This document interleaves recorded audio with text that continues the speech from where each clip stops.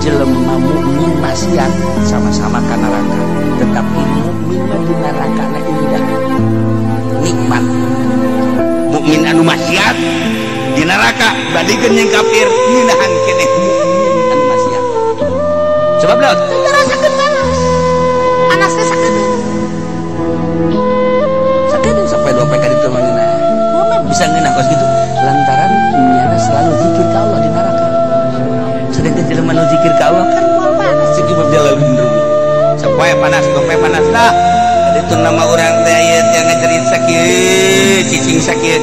Gas, mendingan ulah bersuara, mendingan hayo bae zikir ka Gusti Allah. Tah, untungna nu ngararajin teh kos gitu.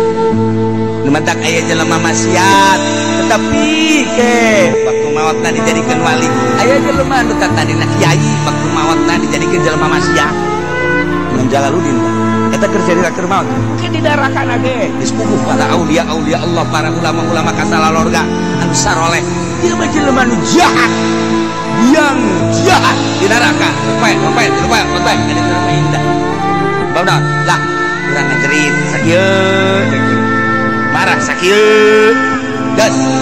Pasrah we ka Allah. Langsung teh malah di neraka. Cara boga tasbih.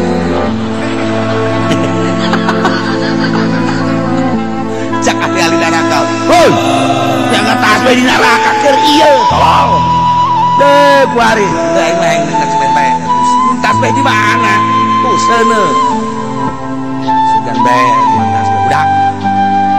Sok sia. Sia jeung hanas bae sagala. Ieu. Aing sebenarnya ti baheula teh pangeran aing kan Allah. Sia geus sareng Allah. Ngan aing mah ieu kan kajurung nafsu. Aing gaji mudaan padaban aing milu nyaho aing ngan aing kajurung nafsu. Ya kiai lagi aya di dieu kuari. Di mana? Ngobrol ngomong. Aja jago lah. Nyaho pangeran teh Allah.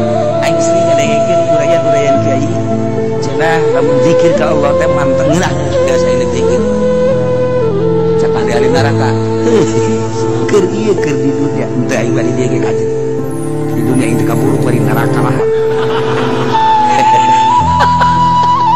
Bisa tuh Imam Jalaluddin teh ya Allah ya Rabb.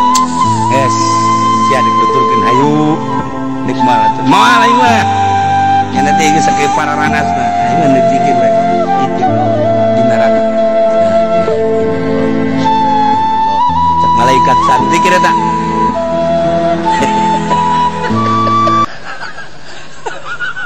Sekali neraka tuh situ zikir bae. Hoi cek malaikat keur ieu zikir bae di dunia.